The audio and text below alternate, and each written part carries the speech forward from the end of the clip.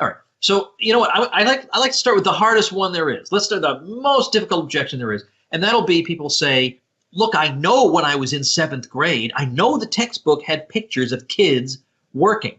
I know that was there, and I know that we had capitalism at that time. Therefore, capitalism causes kids to be working, and therefore we need government to stop the kids from working." Every single aspect of that understanding is wrong and destructive. So first of all, it's not like kids were all just skipping through meadows all the time, and then suddenly capitalism came along and we said, all right, kids, off to the mines.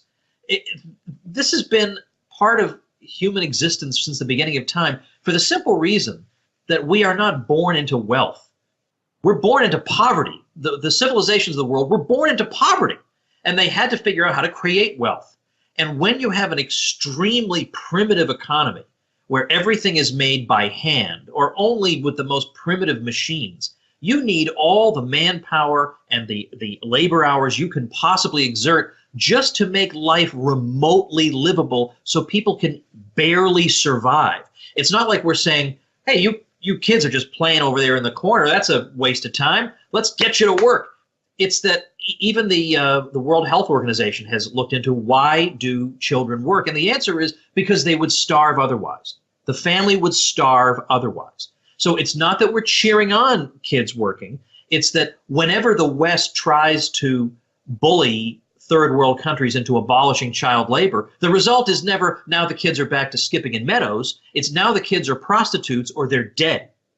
Those are the choices. And so that's why the leftist worldview is so utterly unhelpful, that what's standing between us and a perfect world is just institutional barriers. No, what's standing between us and a perfect world is reality, is the hard work involved in creating wealth. So in other words, where did child labor really wind up going? It went away not because we intervened in capitalism and get rid of it. By the time they tried to get rid of it, it was mostly gone already anyway. The reason we get rid of it is that the economy gets more productive. Instead of producing one widget an hour, you can produce 50,000 widgets an hour. So now you don't need as many people producing widgets. Now you can get widgets way, way, way cheaper because now you got a huge abundance of them. Competition pushes their prices down. So now your dollar extends farther. And so you don't need to send your kid off to the mine with a heavy heart just because you don't want him to die. You don't have to do that anymore because capitalism has created enough wealth for you to opt not to do that. That is the only way you're going to ever get rid of child labor. If you just simply pass a law against it, this would be like going to Bangladesh and saying, we're going to pass a law against any job that pays less than $100 an hour. You would kill everybody. I mean, I know it's desirable to have everybody earn more than $100 an hour, but just passing a law is the lowest form of human activity. Actually trying to ameliorate the conditions that lead to the problem in the first place is what capitalism has been all about.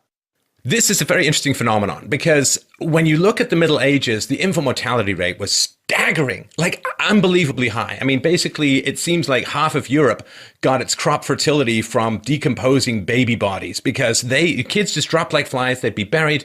And when you see kids alive but working in factories, alive but working in mines, if you compare them to now, and this is one of the great fallacies, is that everyone looks back at the past and says, well, compared to now, it was terrible. And it's like, but that's not what you compare the past to. You compare the past to the past. You compare the past to where it came from. And where it came from was infant mortality. But the infant mortality was way out in the countryside where most of the writers, the intellectuals, the aristocrats, they didn't go. And so when the proletariat, so to speak, came to the cities and the kids were able to get jobs, they were able to earn enough to actually survive, which is why everyone, I mean, if the country was so great, why the hell did anyone ever come to the city at all? I mean, it would make no sense. Hey, you feel like going to hell and bathing your face in lava? Well, no, actually not so much. So people came to the city because it was way better than the country. Now, it's so funny to me that the left, in a sense, would rather the children be dead than have jobs, because actually that's a fairly apt description of the left in many ways. I'd rather die than get a job if you're, on the left for a lot of these guys. And the last thing I wanted to mention as well is that the best way to eliminate child labor is to have a complex enough economy that you need a lot of human capital to be profitable. And that way, what you do, like on a farm, I mean, if you've ever worked on a farm or worked in manual labor, It's really brain dead. I mean, I don't know how people do it these days. I guess with headphones and all that, you could listen to stuff, but it's a lot of brain dead labor that I did when I was a kid and all that.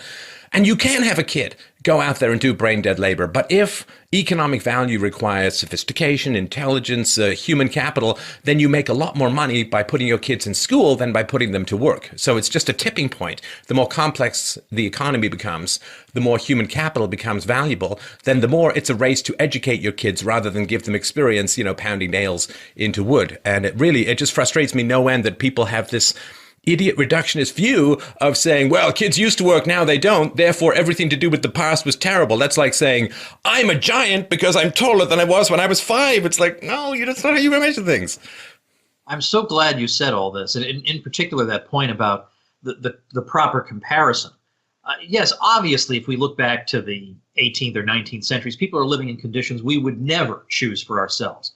But the point is, first of all, it's not a choice. These are the constraints imposed by scarcity and reality as an economy is growing and becoming productive.